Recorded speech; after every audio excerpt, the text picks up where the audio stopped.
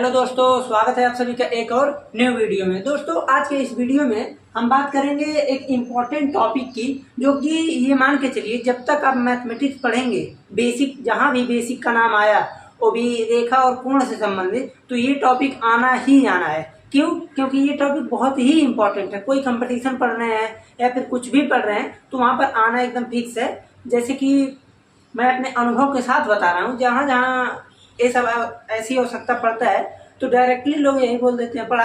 भाई कोई अगर मान लीजिए सवाल के बीच में आ गया तो टॉपिक तो पढ़ाने जाएगा नहीं, तो सिंपल बोल देते हैं आप पीछे पढ़ चुके हैं, बस उसका यूज करते जाते हैं। देखिए जैसे यहाँ पर है, एक ही रेखा की समांतर रेखाएं आप लोगों को पढ़ना है। आप लोग अपना दुर्भाग्य समझिए या फिर सौभाग्य समझिए, जो मेन टॉपिक है वो काट दिया गया है। ओके, लेकिन ये तो पढ़ना ही पढ़ना है, ये तो आपके सिलेबस में है, इस बार के सिलेबस में, तो हम तो पढ़ाएंगे ही पढ़ाएंगे। लेकिन जो आप लोगों का मेन टॉपिक है वो कट चुका है। ओके, लेकिन मैं उसको सोच रहा हूँ पढ़ा दूं क्योंकि बहुत ही इंपॉर्टेंट है। ओके, तो इसलिए इस लेक्चर में पूरा बने रहिएगा। इस लेक्चर में देखिए मैं पहले ही बता दे रहा हूँ, बहुत ही इंपॉर्टेंट है। कहीं पर नोट बढ़िया से कर लीजिए, नए बुक में नहीं मिलेगा, पुराने बुक में आपको मिल सकता है। देखिए टॉपिक क्या है, समांतर रेखा, समांतर रेखा और तिर्यक रेखा है। आप कहेंगे ये क्या चीज है, ये क्या है, ठीक बोल सकते हैं ना ये।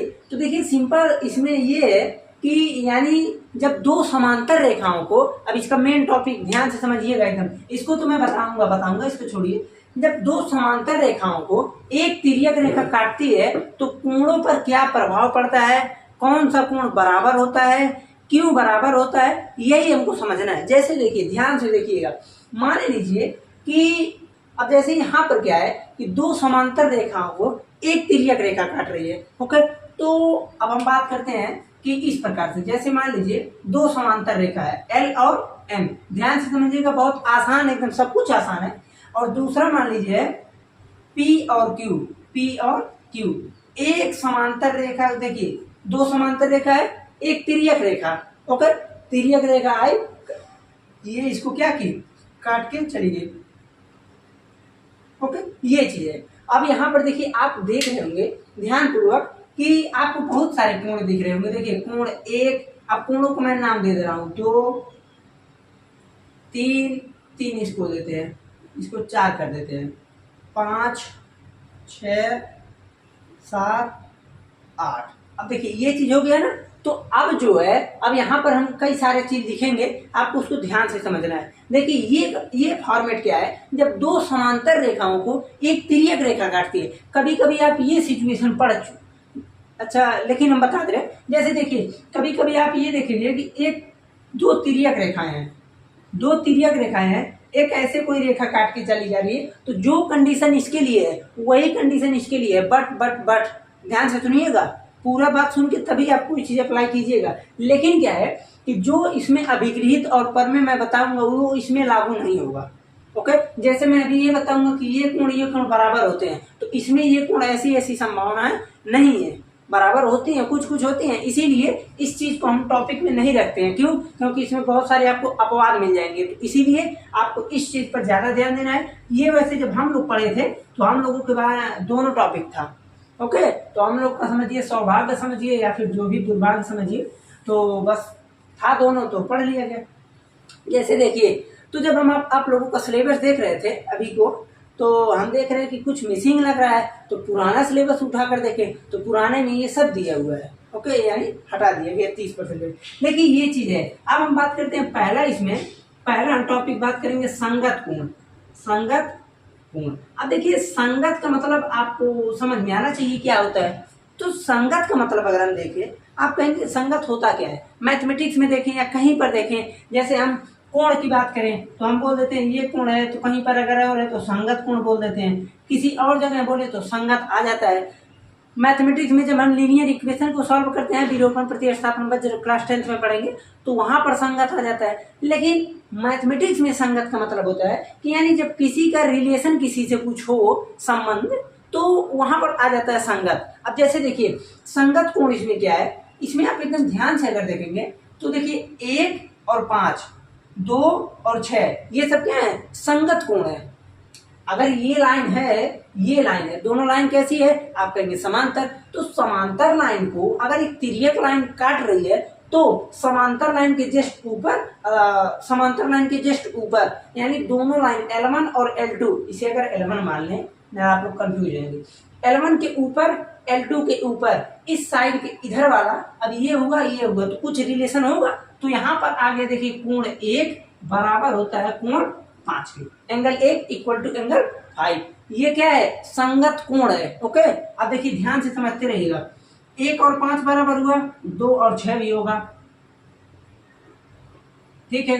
अब उसके बाद देखिए, अब नीचे वाला भी तो होगा ना बराबर, तो 4 और 8 बराबर हुआ। अब यहां से और उसके बाद हो गया 3 और 7 बराबर हो गया।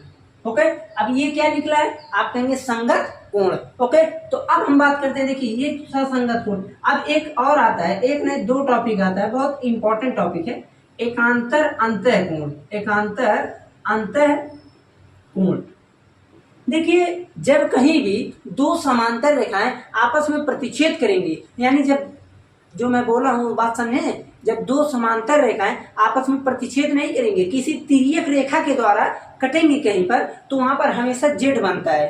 अब कहेंगे आप कैसे, जैसे इसी लाइन को अगर हम पकड़ें तो देखिए ध्यान से देखें तो कुछ ऐसे, जैसे यहाँ पर देखिए इस प्रकार से बनना कि नहीं जेड, तो जैसे ये बनना है, यहाँ पर आइए फिर से समझिए, ये चीज है, तो यहाँ पर देखिए ये चीज ऐसे जेड बनना है कि नहीं, तो जेड के अंदर जैसे यहाँ पर ला रहे हैं तो ये मुख, ये मुख, जेड के अंदर कुछ है, तो जेड के अंदर जो होता है उसे बोलते हैं एकांतर अंतः कोण।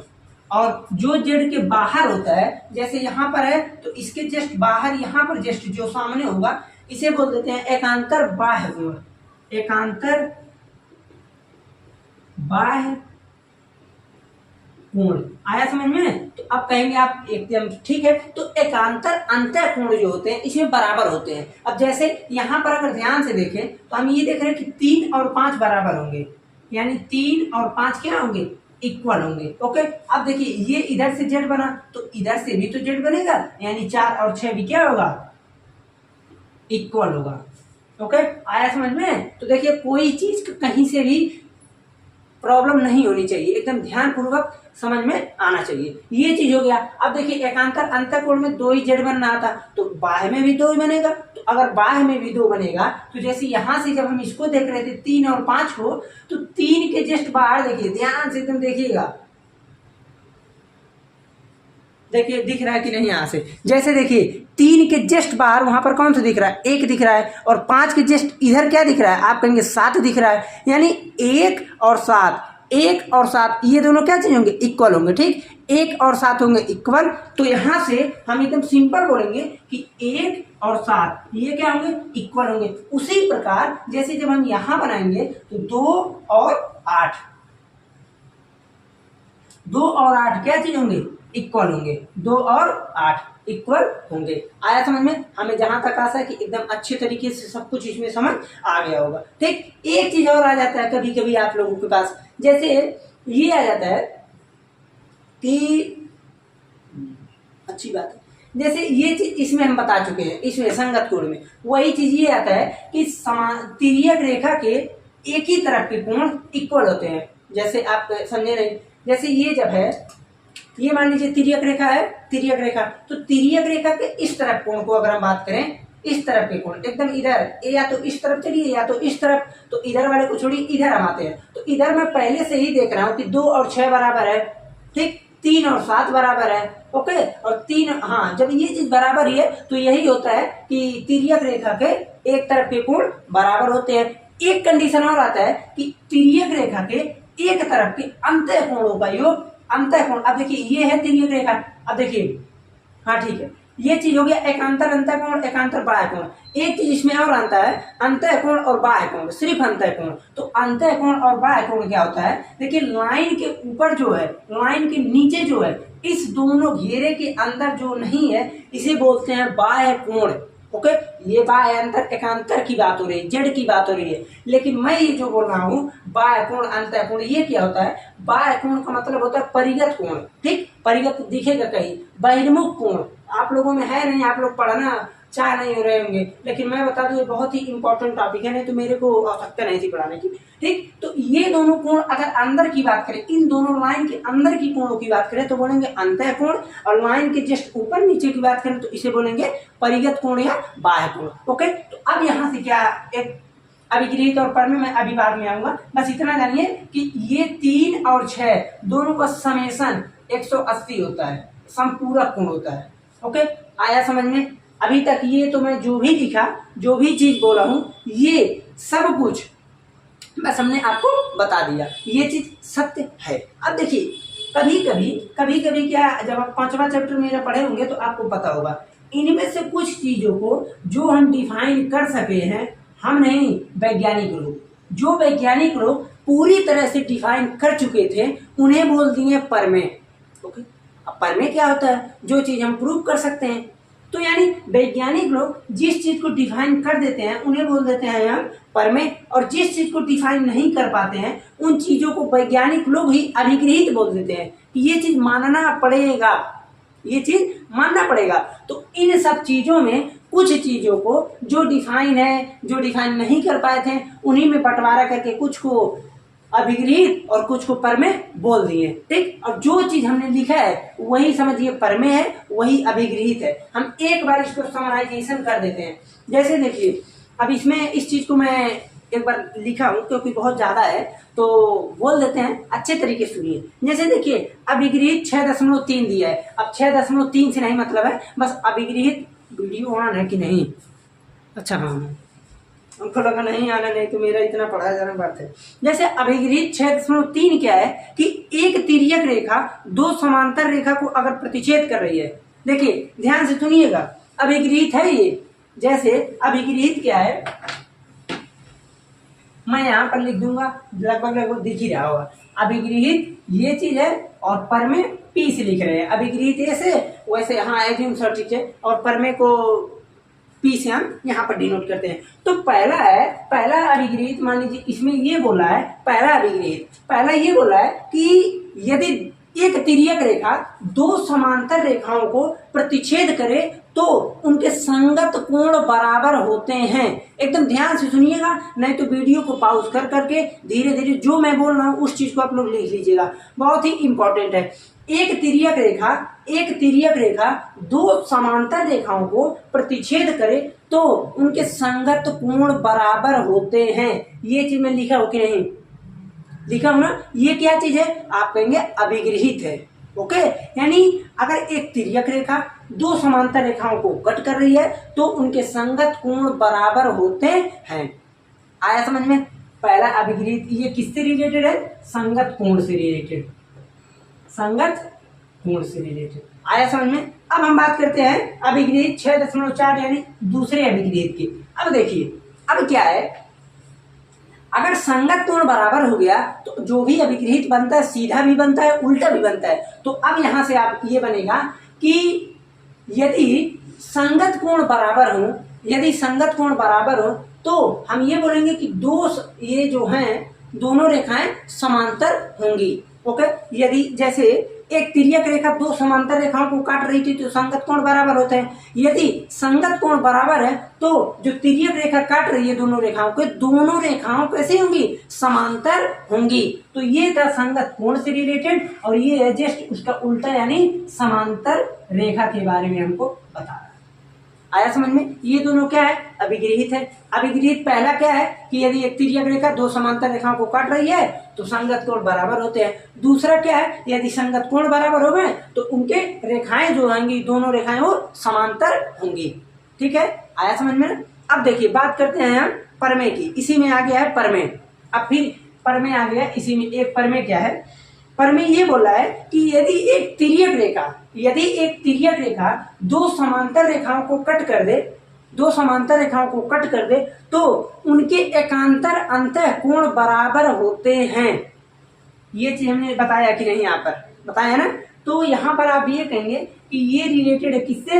एकांतर अंतः कोण, एकांतर अंतः कोण।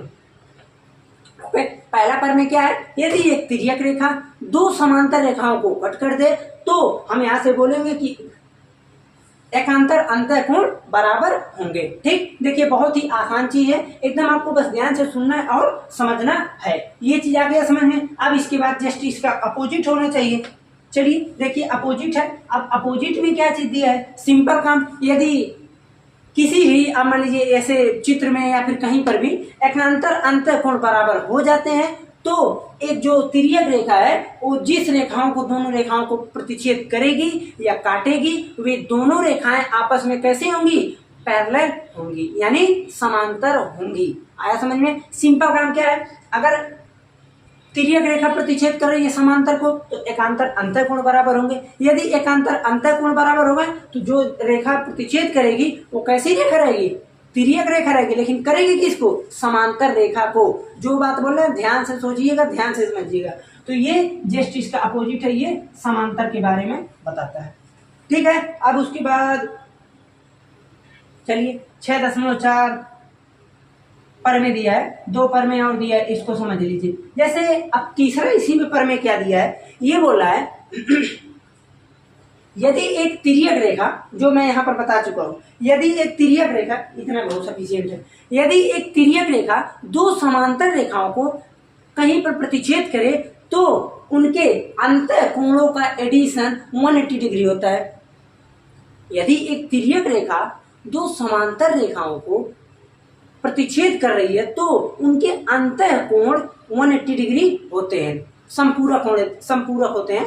180 नहीं लिखा है, डायरेक्ट संपूरक लिखा है। अब मैं सभी पर भी पूरा एकदम बाकायदे लिख देता, लेकिन सिलेबस में नहीं है, फिर भी हम सोच रहे हैं कि इस चीज को बता दिया जाए एक बार। वैसे भी आप लोग मन से नहीं पढ़ते आप लोग, क्योंकि आप लोगों का मेन उद्देश्य पढ़ना है मार्क को लेकर। लेकिन आप लोगों से मैं बता दूं कि मार्क मायने नहीं रखता है, आपके पास नॉलेज होना चाहिए। अब मान लीजिए आप 99 लेते हैं, कोई पूछ लिया कि एक छोटा सा पर में बता दो, परेशान है, या कुछ भी छोटा सा पूछ लिया, या आप ही खुद एनालिसिस कर सकते हैं कि हमको क्या आ रहा है, कितना आ रहा है। ठीक है ना, तो इसलिए हमें लगता है कि नॉलेज रहना इंपॉर्टेंट है, और नॉलेज रहेगा तो मार्क तो आना ही आना है। जैसे देखिए इसमें क्या है कि तिर्यक रेखा है, अगर मान लीजिए समांतर रेखाओं को प्रतिच्छेद कर रही है तो अंतःकोणों का एडिशन 180 डिग्री होता है। ठीक है, और चौथा पर में क्या है, अगर मान लीजिए 180 डिग्री है दो कोणों का, तो अंतःकोण यानी ये जो दोनों लाइन होंगी वो समांतर रेखा होंगे। आया समझ में। हमें लगता है कि एकदम अच्छे तरीके से सब कुछ समझ में आ गया।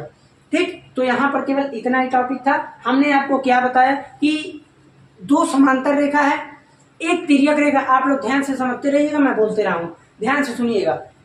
दो समांतर रेखा है और एक तिर्यक रेखा है। दो समांतर रेखाओं को एक तिर्यक रेखा जब काट रही है तो बहुत सारे कोण बन रहे हैं, 8 कोण बन गए। उसके बाद हमने ये देखा कि जिनमें ये संगत कोण होंगे, संगत कोण इक्वल होंगे, जो कि क्या चीज है, अभिगृहित है कि एक तिर्यक रेखा दो समांतर रेखाओं को प्रतिच्छेद कर रही है तो उनके संगत कोण बराबर होंगे। यदि संगत कोण बराबर हो गए तो लाइन कैसी होगी, समांतर होगी। दोनों मैंने बता दिया। फिर उसके बाद एकांतर अंतःकोण पे आते हैं। जब तिर्यक रेखा काटेगी एकांतर अंतःकोण बराबर होंगे, और यदि एकांतर अंतःकोण बराबर होते हैं तो लाइन समांतर होगी। ये चीज हो गया। फिर उसके बाद ये आया कि एकांतर बाह्य कोण क्या है, तो जेड बनाएंगे, जेड के बाहर जो है एकांतर बाह्य कोण हो गया। फिर उसके बाद लाइन के जस्ट ऊपर और जस्ट नीचे जो है परिगत कोण या बाह्य कोण बोलते हैं, जो दोनों के अंदर है, दबा हुआ अंदर है, तो उसे बोल देते हैं अंतःकोण बोल दिए। उसके बाद अंतःकोणों को समेशन 180 डिग्री होता है। तो यहाँ से हम सिंपल बोल सकते हैं कि एक पर में और बन गया कि एक तिर्यक रेखा दो समांतर रेखाओं को बली कर रही है, यानी कट कर रही है, तो हम कहेंगे कि इनके अंतःकोणों का एडिशन 180 डिग्री होगा। यदि 180 डिग्री एडिशन हो गया तो हम बोल देंगे कि ये लाइन समांतर। आया समझ में। हमें लगता है कि एकदम बहुत ही इंपॉर्टेंट टॉपिक था और बहुत अच्छे तरीके से आप लोग समझ गए होंगे। ठीक, तो इसे हम करते हैं इरेज। और ये जो टॉपिक है लगे या तो फिर मैं इसको भी बता देता हूँ, रुकिए। ये टॉपिक ये बोलता है, देखिए ये चीज आप लोग समझ लिए अच्छी तरीके से, तो ये टॉपिक सुनिए। एक ही रेखा के समांतर रेखाएं क्या होता है। जैसे मान लीजिए, और मैं इस चीज को 5वें चैप्टर में बता चुका हूँ। जैसे ये बताइए, आप लोग सुने होंगे कि अगर आपका कोई फ्रेंड है, यदि आपका कोई फ्रेंड है, मान लीजिए ए है आप, बी है आपका कोई फ्रेंड, इसका फ्रेंड है कोई सी, तो आप जानते होंगे कि फ्रेंड का फ्रेंड फ्रेंड बन जाता है। ओके, आया समझ में? अब मान लीजिए मैं हूँ, ये मेरा फ्रेंड है, मेरे फ्रेंड का फ्रेंड है, तो इसको हटाओ मेरे फ्रेंड को, हम दोनों लोग फ्रेंड बन गए। तो उसी प्रकार से कुछ ये है, ये सिंपल ये बोलता है कि यदि एक समांतर रेखा है, ये समांतर रेखा इस समांतर रेखा यानी ये रेखा इसके समांतर है और ये रेखा इसके समांतर है, तो इन दोनों को हटाओ, इसको फेंको बीच वाले को, ये इसके समांतर भी होगा। अब इसी चीज को अभिगृहित बोल दिए हैं। तो अभिगृहित क्या बोले हैं कि अभिगृहित एक बार बता दें आप लोगों को। जैसे देखिए इसमें अभिगृहित क्या है, वे रेखाएं जो एक ही रेखा के समांतर हो तो परस्पर समांतर होती हैं। वे रेखाएं जो एक ही रेखा के समांतर होती हैं, ये भी इसके समांतर, ये भी इसके समांतर, तो इसको हटाओ, ये दोनों भी परस्पर समांतर होते हैं। यही चीज आपका था पर में अभिगृहित, इतना ही केवल था। अब इसके बाद जो भी है आप लोगों का इम्पोर्टेंट सवाल है, तो अब इस चीज पर हम पहले सवाल देते हैं आप लोगों को खुद से करने के लिए, और उसके बाद पढ़ाई लिखाई तो उसका बुक का सवाल तो होता रहेगा, वो तो आता जाता रहेगा, बस आप लोग समझिए, ध्यान से पढ़ाई कीजिए, ठीक है। हम सवाल आप लोगों को दे रहे हैं, कई पहले टाइम देख लें कितना ड्यूरेशन हुआ है, ताकि हम आप लोगों को करा दें बढ़िया बढ़िया सवाल। चलिए अभी हम मान के ये चलिए कि कुछ समय तक बता सकते हैं, क्योंकि अभी हमको 12 का भी वीडियो बनाना है। जैसे देखिए पहला सवाल, 30 डिग्री सभी कोण ज्ञात कीजिए। दूसरा सवाल,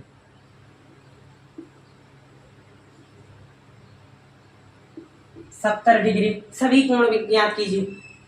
चलिए वीडियो को पॉज कीजिए, दे दनादन कीजिए। इसका जब कीजिएगा तो अब वीडियो को पॉज किए, कमेंट में जरूर इसका आंसर बताइएगा। अब आप कहेंगे कि इसका आंसर कैसे बताएंगे, तो इसका आंसर बताने के लिए चलिए इसका नामकरण कर देते हैं। कोण 2, कोण 3, कोण 4, 5, 6, 7, 8 सिमिलर कोण यहाँ पर है, लेकिन ये कोण हो गया देखिए 1, 2, 3, 4, 5 तो हो गया, तो 6, 7, 8, 9, 10 सभी कोण को कमेंट में जरूर बताइएगा। एक ही सवाल बता देंगे बहुत लोग, तो हम पिन कर देंगे जिसका सही होगा, ठीक। तो अब इसे बताया जाए, चलिए देखिए बताते हैं। तो ऐसा सवाल हमने बहुत प्रैक्टिस की है, पेपर में भी आता था 4 नंबर 6 नंबर, तब इंटरेस्ट होता था पढ़ने का, कोई चीज़ जानने का, ठीक है। तो मार्क के पीछे हम लोग नहीं परेशान रहते थे, लेकिन अभी भी मार्क के पीछे उतना परेशान नहीं होना है। बस इतना जानिए कि आप लोग अपने से अपने आप को बेस्ट करेंगे, मार्क भी आएगा और पढ़ाई लिखाई भी होता रहेगा। बस कोशिश ये रहे कि अपने को 100% दे, ठीक। अब देखिए जैसे पहला प्रश्न है, तो हम इसमें करेंगे क्या, हमको अगर सभी कोण ज्ञात करना है, आप कहेंगे कैसे होगा, तो मैं आपको क्या बताया हूँ। अब देखिए दे दनादन होता रहेगा। अब यहाँ पर आपको न अर में लिखना है, न पर में लिखना है, न अभिगृहित लिखना है, न तो अभिधारण लिखना है। सिंपल काम, ये 30 है, ये 30 होगा, ये 30 है, ये 30 डिग्री, ये 30 डिग्री। अब अगर ये 30 डिग्री है तो ये बताइए ये कितना होगा। आप कहेंगे हमको तो याद ही नहीं है, लेकिन वो सब छोड़िए, अगर ये एक स्ट्रेट लाइन है, इस पर एक कोण 30 डिग्री है, तो ये कोण जाहिर सी बात है 150 डिग्री होगा। हम पढ़े हैं कोणों का रेखी क्यूब, तो यहाँ से इस प्रकार होगा। यदि ये 150 है तो यो 150 होगा, ये 150 है तो यो 150, यो 150 डिग्री होगा। खत्म, आया समझ में। तो बस बहुत ही आसान टॉपिक है, आपको समझना है। ये देखिए यहाँ पर देखिए, इतना हमको लगता है कि अब इसमें हमारा बताना गलत बात है। आप कहेंगे ये कौन सी बात हुई, आप 3 लाइन का थोड़ी ना बताएं भाई, सब कुछ पर में वही है, 3 लाइन नहीं 50 लाइन है, सब कुछ वही लगेगा। ये 70, ये 70 हो गया। अब अगर ये 70 तो ये भी 70, लाइन के नीचे वाला प्रत्येक जगह 70, हम एक लाइन और बढ़ा दे तो ये भी 70, एक और बढ़ा दे तो ये भी 70। हमको इससे क्या मतलब है, यानी लाइन के नीचे वाला 70 है। अब अगर ये 70 तो ये 110, अब ये 110 तो 110, ठीक है। यहाँ 110, ये 70 डिग्री, लाइन के जस्ट इधर वाला 110 करते जाइए और इधर वाला 110 करते जाइए। आया समझ में। तो इस प्रकार से आप कोई भी प्रश्न आ जाए, कहीं का भी प्रश्न आ जाए, पूरे को कर सकते हैं, ठीक। इसको मैंने इसलिए बता दिया। अब आप लोग जो सवाल लगाएंगे बहुत ही आसानी से, बहुत ही इंपॉर्टेंट के साथ साथ तो है ही, लेकिन बहुत ही जल्दी में आप लोग कर लेंगे। अब जैसे मैं अभी पूरे सवाल को बताता पर्सनली के कहीं बोल दिया कि एकांतर अंतर कोण से वहीं परेशान, ये क्या होता है, तो इसलिए मैं इसको बता दिया। ठीक है, तो चलते हैं, मिलते हैं फिर अगले लेक्चर में। जाने से पहले एक चीज और बता दें, आप लोगों को व्हाट्सएप चैनल को जरूर हमारे फॉलो कर लीजिए, क्योंकि यहाँ पर जो भी हम पढ़ा लेंगे उस चीज का PYQ, ठीक है, और जितने भी इंपॉर्टेंट क्वेश्चन होंगे वहां पर हम इसको अपने आप से लिख करके, ठीक है, उसको हम भेज देंगे वहां पर, आप लोग उसको सॉल्व कर लीजिएगा। सॉल्व करने के बाद अब आएगा कि नहीं आएगा ये आपके पढ़ाई के ऊपर डिपेंड करता है। तो इस चीज को हम किसी भी संडे में, एक संडे में ला करके लेक्चर में बता देंगे उसको। तो शांति से जाइए, व्हाट्सएप चैनल पे जुड़िए, डिस्क्रिप्शन बॉक्स में सब कुछ है, तो वहां से उसके बाद जो भी समस्या आ रही है वहीं पर सब कुछ निवारण हो जाए। ठीक, तो चलते हैं, मिलते हैं फिर अगले लेक्चर में।